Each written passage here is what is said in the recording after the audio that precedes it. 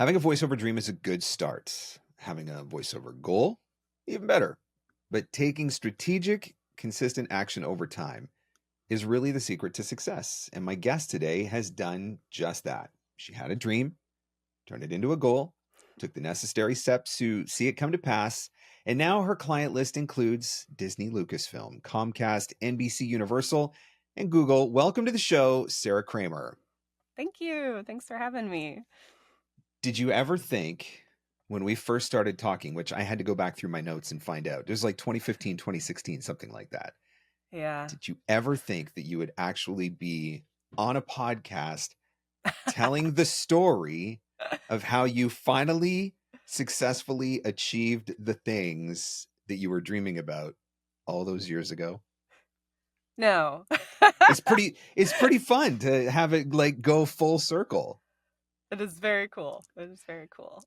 Well, we'll get there in a minute. Okay. First, you have been, if I understood correctly, to 16 different countries in nearly every state in America. Is Yes. this true? This All is right. true. This is true. So, a couple of questions. Okay. What has been your favorite country to visit so far? What has been Oh. your favorite state to visit so far? And what has been your most memorable travel experience? Oh my goodness. I was told there would be no hard questions. I didn't know there was going to be a test. Oh, that's so hard. So I studied abroad in Australia. So I was there for 5, 6 months. So that will always have a special place in my heart. It's an amazing country. It's gorgeous, and the Did people you were get to hug a amazing. koala? So I didn't get to hug one, but I got to pet one, and I got to hug a wombat, a baby Oh, there you go. wombat. It That's was pretty good. amazing. That's all right. Did you get to box a kangaroo? No, I gave them a healthy respect, but I did get to pet one. So Okay, Australia so was Australia's amazing. favorite country. Okay. Yeah, yeah. Favorite state? State. Oh my goodness, they're all so different. Um, I I can't. I can't answer this can't. question. I'm going to offend somebody. This is true. No, I have friends all over the states. No, they're all so amazing. Truly. I mean, Alaska was beautiful. Hawaii is of course gorgeous. I love the East Coast. Um, partial to California. The Southwest is amazing. I can't give My my wife and I favorite. never got to do a honeymoon because we literally drove straight home from the wedding and started renovating a house, moving into a house and renovating a house. And Fun. so in early 2020, like January, beginning of the year 2020, I had started researching trips. So for our anniversary, we were going to go in our anniversary in July. I decided I was going to take her to Hawaii, Nice. and then Yeah. and then Good 2020 timing. Good happened. timing. Yeah, then 2020 happened, and then a baby happened, and then finally we were allowed to travel again, and then another baby happened, and so maybe we'll go to Hawaii and give it another 5 years, or maybe we'll There you get the go. chance to go there. But it is a It's place that I've always important to wanted have to see. goals. Yes, it is. So, what's been your favorite travel experience then? It sounds corny, but experiencing the different cultures, Mhm. meeting people, and getting a different perspective from Yeah. your own little bubble, Yep. and just having a nice healthy appreciation for other people and how they live and where they live. I love soaking in accents and dialects and all of No that as surprise well, there. but yeah, just it's so much easier to realize the world is huge, Yep. and we have our own little lives, and that's okay, but There's there's a more lot out more there. out there. Yeah, a lot Yeah. more out there to see and do. Yeah. So I mentioned at the beginning that I went back through my list and I saw you signed up for my email list in 2016. Okay. You took Playbook in 2017. So we've been working together. We've known each other for Long quite time. a while. And in all that time, the goal has always basically been the same, which was this pursuit towards animation. So Yes. talk about why the love of animation and where does that come from? As a kid, my siblings and I were raised on like the Disney cartoons, the animated films, and um, Saturday morning cartoons, all of that. So that's always been a love of mine, but Hmm. I didn't realize like that was a thing you could do Right. until I remember watching, it was on the Disney Channel, and it was like the behind the scenes of, I think it was Pocahontas or something, and like they showed the voice actors recording, and I was like, oh my gosh, that you That's a can do thing. that. You can do That's a that. thing. And so I thought, okay, that's really cool. um and eventually then when I started acting and then pursuing voiceover, I thought, okay, yes, this would be so much fun. This would be like the ultimate dream. So that's how that became the main goal for voiceover. I remember when I was writing my blog years ago, and I was at that point I was stupid and I was writing like 5 or 6 days a week because I was like, oh, this seems like a really good idea. And so You I set the bar started. really high. Thank you. Yeah, I don't know what the heck I was thinking, but I did a series for quite a while called Saturday Morning Cartoons, and every Saturday morning I would highlight some famous voice from, usually from my childhood, or one of those cartoons. Kids these days, they just miss out. They don't. I just Yeah. don't think Saturday Morning Cartoons is the same as it was. It No. hit hard when I was younger. There were some good shows to watch, but it is one of those things. I think for a lot of people in animation, it usually comes back to some sort of a connection like that, Mm. and then the idea of being able to be a part of that. Or I do Yeah. think, I'm not an animation guy, but every once in a while I think, I watch Kaylee watching a show and think, man, how cool would it be for her if her dad was a voice on one of those shows. So Yeah. yeah, maybe Yes. one day. So one of the most unique marketing tools that I have ever seen a voice actor create was a reel that you created, and it was your Star Wars languages reel. Yes. I want to understand where that came from, the thought process behind that, and how you pulled that off, because I, like, literally, that's been around for a while now, but to this Yeah. day I don't know that I've seen anything that was as unique and cool and well thought out and well put together Thank as you. that reel. I'm pretty proud of it. It was so much fun to do. Um I mean, it started so my very first animation demo way back, I think it was 2011. I had a little snippet on there because I wanted to insert my love of Star Wars and languages and all that geeky stuff in there. And I remember it was a little clip. I think it was something like Rosetta Stone presents conversational Huttese or something, and it was just this little clip, and as part of the overall animation demo, my very first one. And I thought this would be really fun. I want to do more. I want to learn more of the Star Wars languages, and like do a full demo of this because it's Yep. cool, and I hadn't seen anybody do it. And I had found a book in oh, which bookstore was it? One that doesn't exist anymore, probably. And it was Something other so than sad, Amazon. right? Um, and I saw it as this little book, and it was written by Ben Burt, who is the sound designer for Star Wars, and Okay. um, so he created a lot of the languages that are used in the films. And it was this travel guide, and so I bought it. I bought it just because I'm a Star Wars geek and I thought that's really cool. But then when I was like, I'm going to make this demo, I started reading it. And so I used that largely as the basis of the scripts that That's I so wrote. wild. So it's like legit languages. It's not just me making up some sounds that kind of sound like Ewokese or whatever. So that took a good amount of time to piece together the phrases that was, mostly for this galactic travel guide, but to make something that would sort of make sense in a script for a demo. And I finessed that, and I developed the voices, and um, eventually it was ready to produce, and I had a great demo producer. That part was fun because normally, you send off your audio and the producer does their thing, but he had never done anything like this before. So we worked together. What do you mean? Not everybody's producing Star Wars language demos? I don't understand. It's going to be a thing now, obviously, but It was fun. I think he had a lot of fun too. Picking out the effects and the yep. background music and all of that. And I had to help him through the script because none of it's in English, of course. And so that was just a really cool process to be a part of anyway. But then I had this demo. So I eventually made a video version of it as kind of a little spoof. I'm wearing like semi sort of costumes and stuff, but it was based on the original audio demo.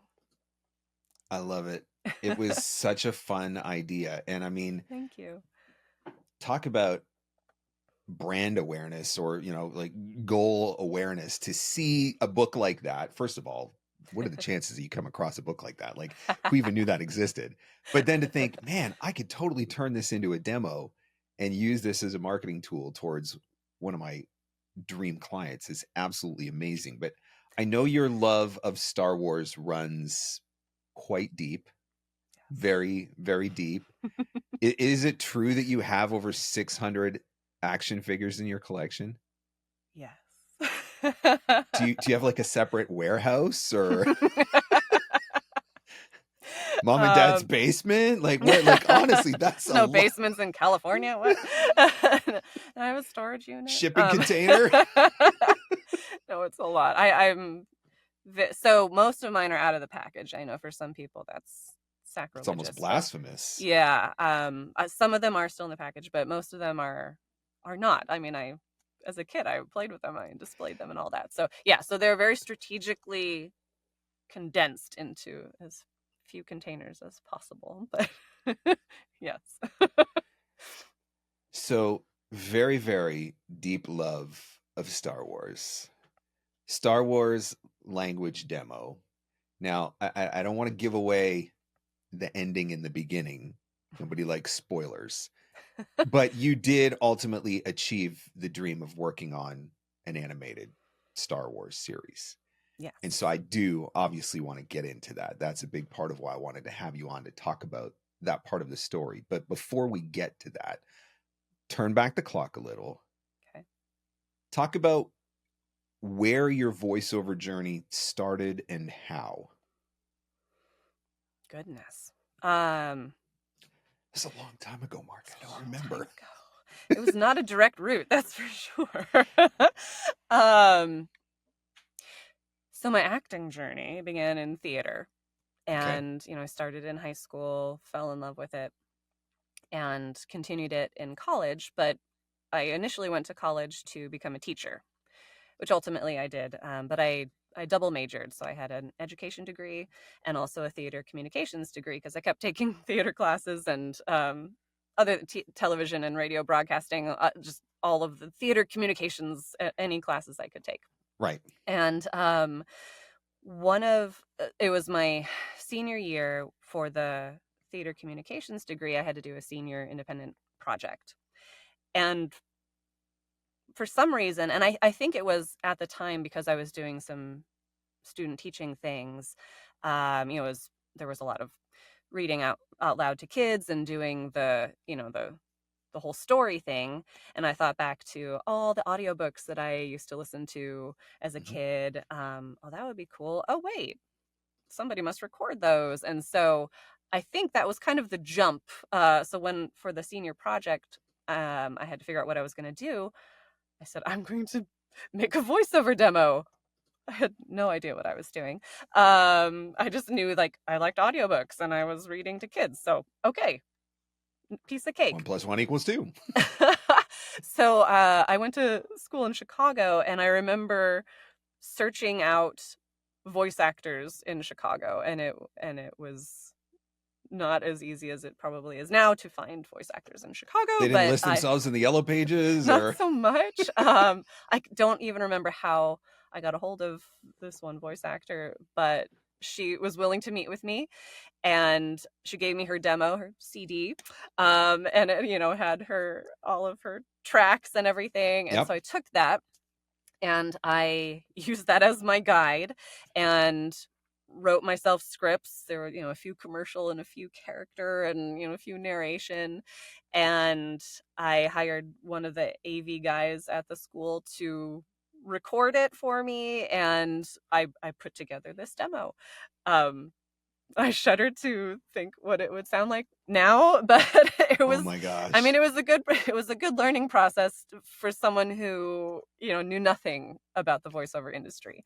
Every once in a Um, while, I stumble across some of my early stuff, and I'm like, how did I ever get hired?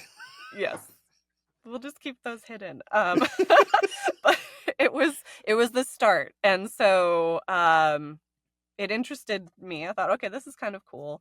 But then I graduated and I taught, and teaching was all consuming, and so I didn't get to have my acting fix for a while. I was directing youth theater productions at the school, so I got some of that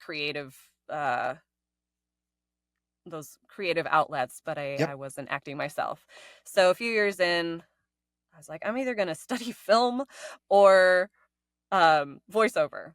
And then I was in San Francisco teaching, and there was a voiceover training school, and I went in the voiceover route. So, you know, ground level, just learning everything about the voiceover industry and brushing up on all my, the basic acting um, skills, and just fell in love with it. And that was 2010.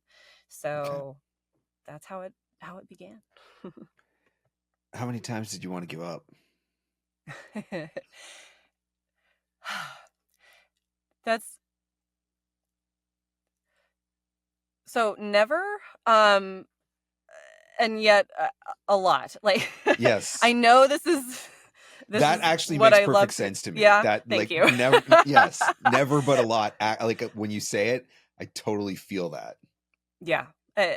It's hard, and it takes a long time and a lot of effort, and there have definitely been times in these 14 years that I've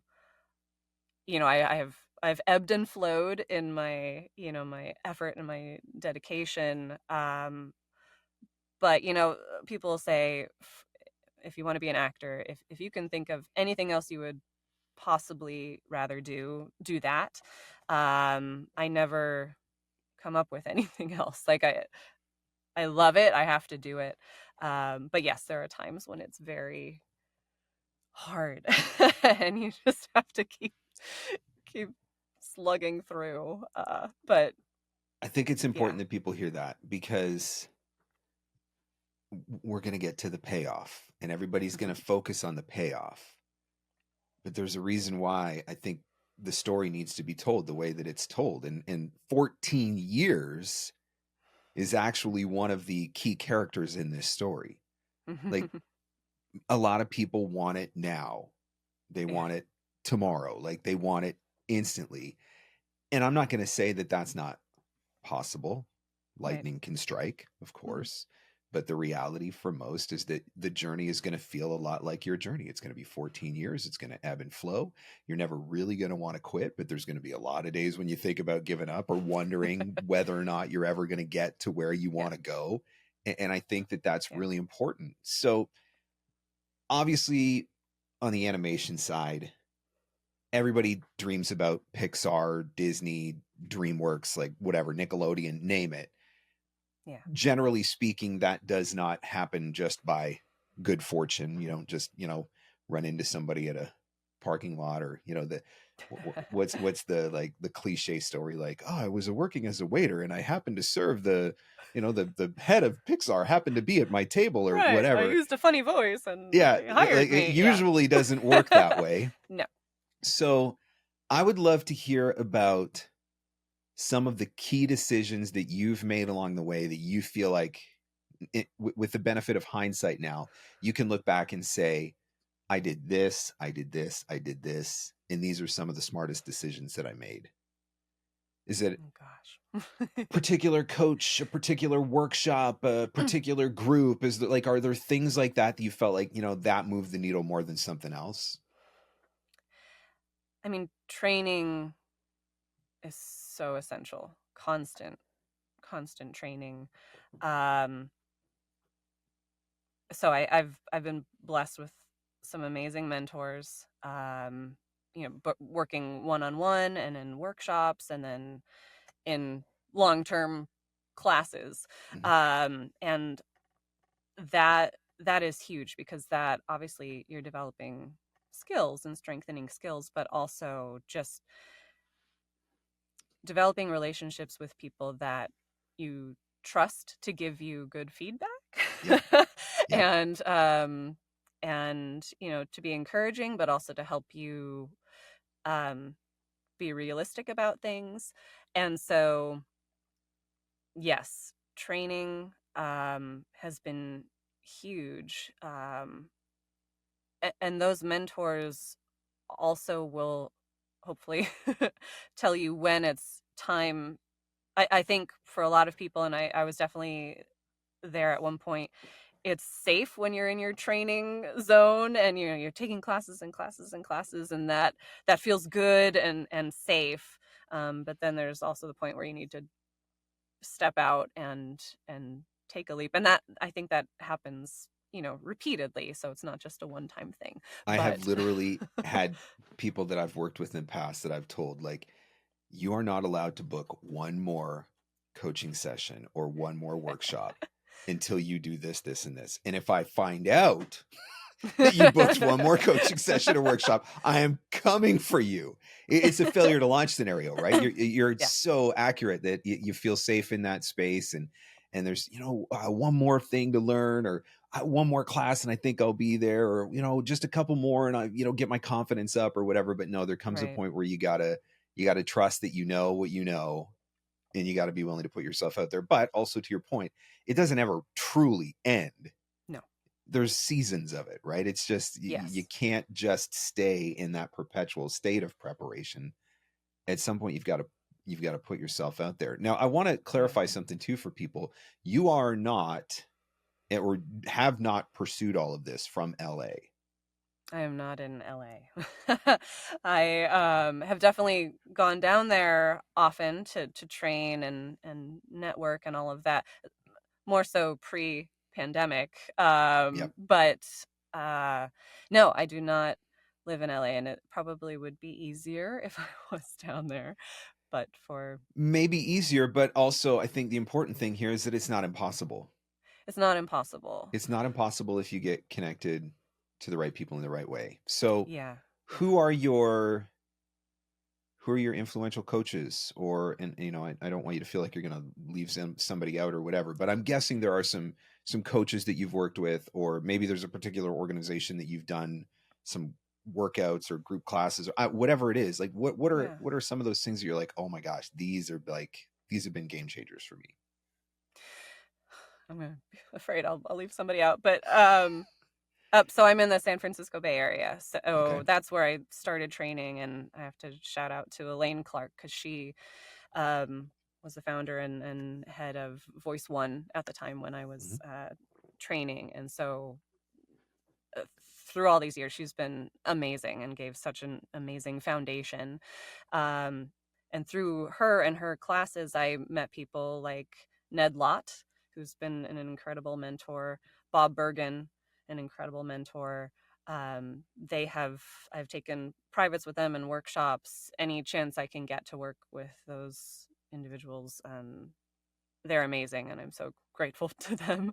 Um, and through you meet someone who meets someone, you meet someone. And so I met Eliza Jane Schneider, who I think 2016 probably was when I started working with her. An amazing accent dialect master. And uh, she was incredible. And so those, I would say, those are my go-tos in terms of coaches and mentors. um Marilyn Wisner's Meet the Pros workshops that she offers are game changers too.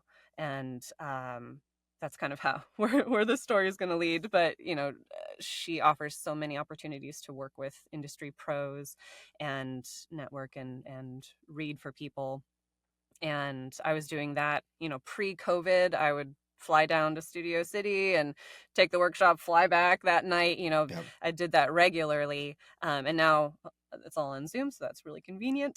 But A little cheaper than um, an airplane. a little cheaper. And so those are huge because you're working on your skills, but you're meeting people and learning from people and learning from your fellow actors, which is huge. So yeah, I mean, there's benefits for working one-on-one with your coaches, but also working in a class or a workshop. You learn from other people. It's huge. You mentioned something in there that when you do these things, you meet someone who knows someone who knows someone who knows someone. So I'm curious about, obviously there's the training component of this, right? You're doing these classes or doing these workshops and you're learning skills or improving skills or et cetera.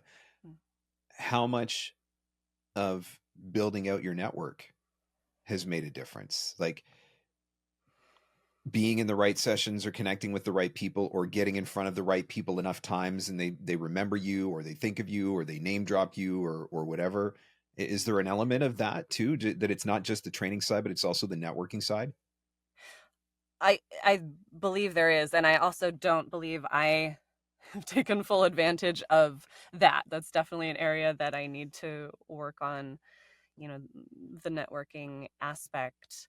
For this particular animation story, it worked, but it's not a wide net. It's a very niche thing. But I think it is huge, and it's not just your mentors or the people who are hiring, but also your peers and um, oh, hey, I know someone who's casting this and they're looking for this type. I think you know can I give them your name, that sort of thing. And so it's a great industry, and we're all so connected that it's the networking side of things is Then so it makes a valuable. difference. Hmm. Well, and I think that leads to, you touched on this, Luke Skywalker doesn't become Luke Skywalker without Obi-Wan, right? Every hero needs a guide. Yeah. And you've mentioned a couple of times now, you've mentioned some names, Ned Lott and Bob Bergen, Hmm. who you've had the good fortune of having as mentors. So, your Obi-Wans, as it were. So talk about how that happened. How did you come to have mentorship through those guys? And what has that meant to your growth and to your journey? It's invaluable. I started taking classes with them, each of them separate classes, and loved loved everything about them. Their teaching style and their honesty. I mean, that's Yeah. you really want honesty. And they're both incredible and kind and supportive, encouraging people, but they're not going to sugarcoat things, and they're Yeah. not going to lead you astray or That is so give you important, false right? hope. I want the coach that's going to say, Mark, you can do it, or Mark, try something different, right? I don't want the Yes. coach that's just going to pat me on the bum and tell me I'm doing a good job all day, every day, even if I'm not really doing a good job. Like the Mhm. honesty part of it. Oh my gosh, that is so key. Yeah. And they're so obviously skilled and Yes. experienced. So, after taking, I think with Ned, it was after that first workshop, I remember coming up to him afterwards and saying, I'd love to, do you do privates? I would love to keep training with you. And shortly after that, that was up in San Francisco, and he was doing a Disney workshop down in LA a few months later. I'm like, I'm going to take that class. So, like, it was just a lot of, okay, where are they teaching? How can I get more?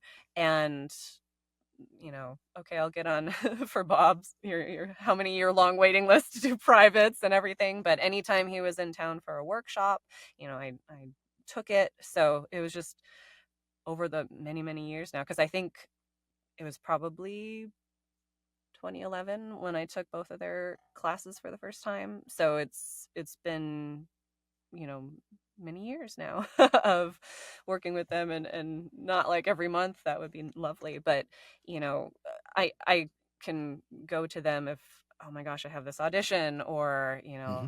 I'm struggling with this aspect of the business, how do you approach agents or whatever. They're so full of such wealth of information that I'm so grateful. They are amazing. So the payoff then, the part that everybody's been waiting for. Star Wars Young Jedi Adventures. Yes. Tell us about how you got the gig. It was a long process. Oh, it's an overnight success. 30 years in the Yeah, making. right. Yes, I'm not in LA, and I at that time did not have an LA agent, and so I'm like, how do I don't even have access to these auditions, much less, I mean, Yeah. then you have to audition, you have to actually get it. So, um, I had, had the inkling of this Star Wars languages demo idea way back. Um, and it was during the time when I was developing the script and starting to make the demo that I took one of Marilyn Wisner's Meet the Pros classes with, it was Lindsay Perlman at the time, of Lucasfilm Animation. And that was down in Studio City. And so I read for her. And afterwards I said, hey, I'm working on this Star Wars languages demo. Would this be something you would be interested in listening to? And she's like, yeah, sure. Yeah, send it my way. And so once I did finish it, I did send it her way. But as casting directors are very busy, didn't hear anything She right didn't call you away. immediately with an offer? No. Dang. Totally not surprised. So, a little time went by. I did all the follow-ups as you teach us, politely persistent and everything, but she's busy and she has projects to work on. So, a little bit after that, it was very fortuitous. In San Francisco, there's the Lucasfilm headquarters at the Presidio. And often during that time period, they would have screenings for the whatever animated series was happening at the time. At that time, it was Star Wars Rebels, but they had Clone Wars before that. And so anyway, there was a screening that happened, and Dave Filoni would often be there, often with some voice actors, and they would do Q&A afterwards. So after one of those, I was able to speak with Dave Filoni, and I said, hey, I have something I'd love for you to hear. I had taken a workshop with Lindsay Perlman. She said she'd love to hear it. So anyway, I gave him my card, and a couple days later, I got an email from Lindsay. So I don't know exactly how, what all happened, but I got an email from her. Success is in the follow-up. Yeah, however you have to do it. And she was great, and gave me feedback, said she really enjoyed it. And then as it happened, they were holding auditions for a new series, so she sent me an audition. This was back in 21. No. This was 2017. And so I auditioned, did not get it. Found out a little bit later that was for the Star Wars Resistance animated series. So once that came out, I was like, oh, cool. I auditioned for that and for that. But again, that was 2017. And so then nothing for a number of years. And so, I still did the occasional check-in. And, when I made the video demo, I checked in again, something new to share. Yeah. Finally, she did another workshop for Marilyn Wisner, the Meet the Pros. And so I signed up for that. I thought, okay, remind her that I exist. And, that went well. And then this is now 2021. So a few years later. And then after the workshop, it was about a month after the workshop, I get an email from Lindsay saying, I have this audition for this new show. It's a character with creature voices. I'd love to have you read for it. So I did, and that ended up being Pord, my first character in Young Jedi Adventures, and it was super fun. Creature sounds. So that was really fun. She's a little Gamorrean, which is those, like, in Return of the Jedi, the green sort of pig-like creatures, if you remember those. Um, and so that was my first character. And since then, I've had a few ancillary characters like guards or younglings or whatever, but also a few other recurring characters. There's a Thelan pirate named Gossie, who she's very cool, and a droid K2PL. So those have just been really fun, as we've continued through the seasons now, adding those characters in as well. But it was a long, a long process. There's a couple of things that stand out, and I want to point them out so that people pay attention, because I think they're important things that people need to hear. You are not in LA, and you did not have an LA agent, which is often assumed that, those two things are necessary ingredients in making this Easier. happen. So it may be easier, but not necessary, right? So you've debunked that. But so much of this, as I listen to you tell the story, it's that you just kept putting yourself in front of the right people. You grabbed every opportunity to get in front of the right people, whether that was showing up at a workshop or, the Meet the Pros, or going to the studio to a premiere, whatever it was. Like, you just consistently, over the span of quite a while, which I also want people to, I want people, we got to keep reminding them, like, you're there now and you've achieved now, and it's like, it's amazing. It feels amazing. But look, this was the payoff of, that was the result of a decade of just doing the thing consistently over time. So I think that's really important. So now I'm curious, do you feel like you're in a situation now where work will beget work? Like, is the hardest part just getting the first opportunity? I was hoping. I was like, yes, I have a toe in the door. And it's not a fairy tale story, so it hasn't, Not yet. Not yet. It's good. The story's Clearly, not this is a over. long-term story. So no, it hasn't been, oh, I saw you, or I heard you on Young Jedi Adventures, please audition for this. But I'm sure it's certainly not hurting. Like, I know it'll be helpful, obviously, to have that credit, and then to have that experience as well, and to be able to tell people, oh yeah, because how we record this is, we go into a studio in San Francisco and patch into the studio in LA. It's over Source Connect and Zoom. Everybody's on their little squares. So, just having that experience is great. And so all of that, I'm sure will be valuable and will help. It has not been the instant, like, oh yay, here are all these other opportunities. But you're still doing the So show. yes. You're still doing the show. You're still recurring on the show. And Yes. I do think that you're leveling up, right? Like, being in a session like that is very different. I'm assuming, I've never been in one, but I'm assuming it's very different from being in a session, to record a commercial on Source Connect or whatever, right? Like, the whole experience of that. So the more that you do it, I'm guessing, even, tell me if I'm wrong here, but how you approach a session today, one of those sessions today, versus, how you approach the first one or the second one, the third one, right? I'm guessing you're not walking in with the same level of nerves, that you're walking in with much more confidence now, right? And all of those things have got to be beneficial to you as well. Yeah, and it's fun. Commercials can be fun, but they're not as fun as the character work. And yeah, so it's just, I value those sessions so much. It's not an everyday thing, but it's so awesome, and I'm so grateful for it. And you've literally achieved the dream.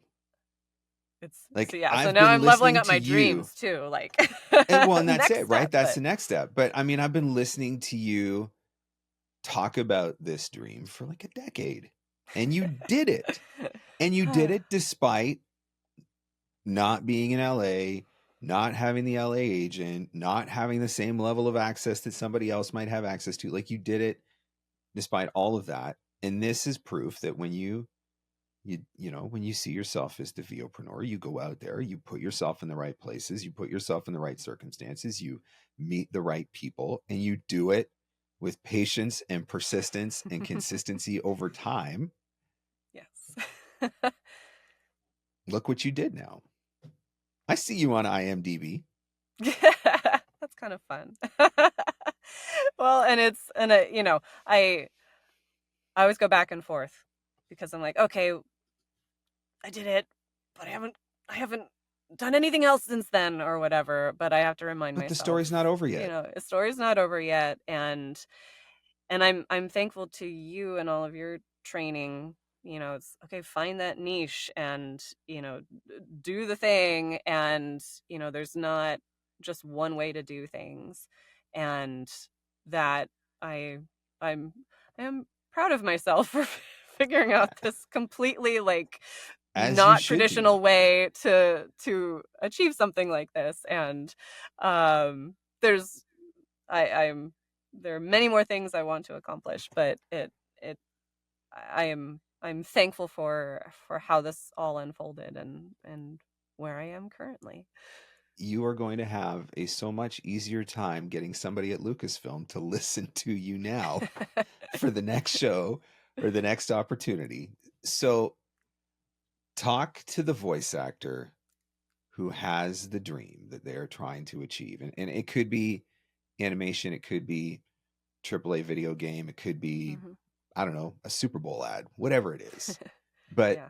they've been going through the struggle. You've gone through the struggle and come out on the other side with the booking. Maybe they're still stuck in the struggle. Mhm. What is the advice or wisdom that you have gleaned from your experience that you would give to somebody else who's there to encourage them to continue to press on? Keep keep doing it. Even when it seems like you're not going to get anywhere. And I think the one of the most important things, and I still struggle with it, but don't compare yourself to other people because Amen. everybody's path is different, and Yeah. where they start, where they are, Mm. it's different. The opportunities, for whatever reason, you are where you are and you're dealing with what you are dealing with, and some of those circumstances may change. Some Yep. of them you have no control over. Yep. Some of them you do, and then you just need to get the kick in the butt and do it. But it's so, especially with social media and everything, and how tight knit the voiceover industry is, it's great to see what other people are doing and how they're doing it, and it can be inspiring and encouraging. It can also be um discouraging sometimes Yeah. because, Yep. oh my gosh, look at, oh, we started training together and look what they're doing, Yep. or any of that. And use that to urge you to keep fighting for it, but also give yourself some grace and Yeah. know that you have to do you and figure out. It's not a direct line most of the time. Yep. And so, okay, how do I get here? I might have to take 15 side stops before I get there. But that, I think that would be the biggest piece of advice, besides all the basic stuff, training and networking and all of that. But figure it out for you and know that it's not impossible. It may take a long time. It's a marathon, not a sprint. um, but it's possible. It's so good. So good and so true. It is really easy to fall into that comparison trap. And man, you can spiral in a hurry from there. Oh yeah. Oh like yeah. real serious spiraling. So that is quality advice, and I think that is a good place to wrap. Tell us where the show is for anybody that wants to watch it. Remind us again, show, characters, all that fun stuff, and we'll put it in the show notes too. But Okay, it's Star Wars Young Jedi Adventures. It's the first show that's geared toward young Star Wars fans, so it's pretty cool. It's on Disney Plus and also Disney Junior. And yeah, my first character was Pord. She's a little pirate. But my other recurring characters are Gossi, another pirate. There's a theme. And K2PL is a really fun kind of prissy droid. So go ahead and check those out. The animation's beautiful. The show's amazing. The team is amazing. Such talent and great people to work with. And the rest of the cast, which I don't get to work with, they're amazing too. So good show to check out. well, Sarah, this has been fantastic, and this one's been Thank you. particularly fun for me just because I do feel like I've been there. I remember the beginning, well, not the beginning, but I remember the early stages of the journey going back to 2016, and just thinking about all the different conversations that we've had at different points over the last Yes. 8 years, and there were times when I was just frustrated for you, like frustrated because I'm like, she is doing everything right, and what the crap is going on? And so to finally get to that point where you have your opportunity, like, I just feel like you, I mean, for me, I feel like you won the lottery. I'm so excited for you. And when I found out you finally got the show, and I know that this is only going to be the first show. This is not the end of the story by any stretch of the imagination. So a few more years, we'll revisit, we'll do another episode, and we'll find out everything else that you've been working on Sounds since. great. But I also truly believe, and I know you weren't so sure about coming on the podcast in the beginning. You're like, what my story? I'm like, your story is going to inspire some people, and it is I absolutely hope going to so. encourage some people. And so I just want to say thank you for sharing that. Thank you for the opportunity to share it, and for your mentorship and your kicks in the butt, and do the thing and figure it out. How can you do it? Has been invaluable as well. So thank you.